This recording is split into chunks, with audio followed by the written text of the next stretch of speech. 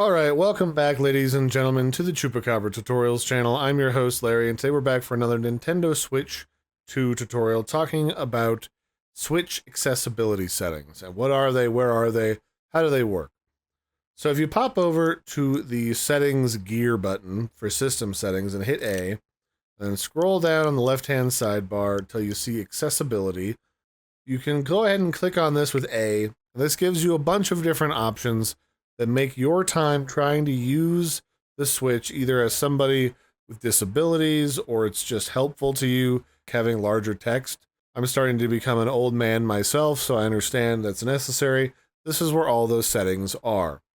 The first one that you can tweak here up at the top is it's possible that for whatever reason, the buttons as they are by default don't work very well for you because you have limited movement in your hands or what have you.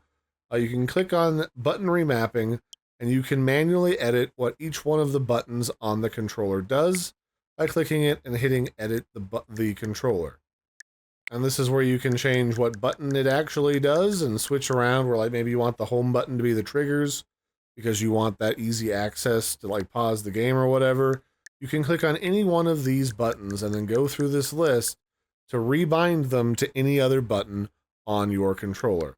Once you're done, you can tab over and hit save, and you should be good to go with that. Give it a test, and if you don't like it, you can always reset the controller, or you can occasionally change it by saving a few different presets that you can easily swap between, which is helpful if, say, you want to control things differently when you play a racing game versus when you play an adventure game. The next setting we're going to look at is the button remapping in quick settings. So what this is if you turn this on and you press and hold the home button, this is the quick menu where you can put the console to sleep. You can go into airplane mode if it wasn't docked. But the other option it gives you is to edit the mapping wherever you are and whenever you are playing a game. So you can change this and be comfortable and you don't have to like back all the way out of the game, go to the home page, go to the settings. It's just here waiting for you all the time.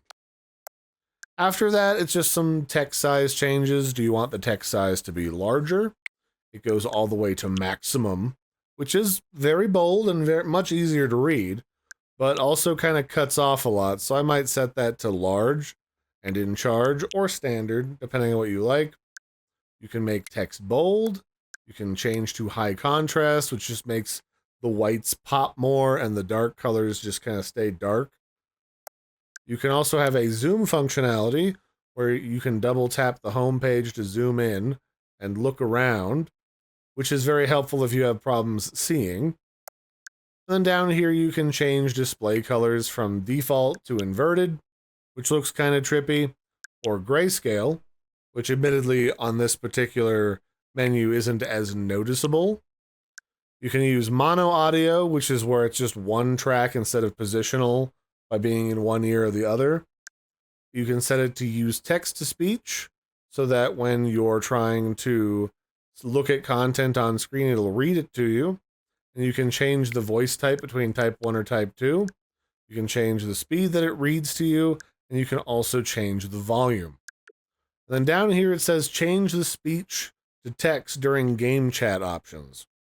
There is a new multiplayer game chat built into the Switch 2, and when you connect to it, if you can't hear, it makes it very difficult to communicate with your friends. So in this case, you can hit A and pick your profile, and inside of here, you can do things like display all speech as text. What language do you want that in? You can change, or you can use text to speech, which converts game chat messages into voiced audio if you'd like. So that way, if somebody only types, you can still hear that when you're busy in a game. And then you can change what voice type, again, you want between 1 or 2, and then which language that gets translated into.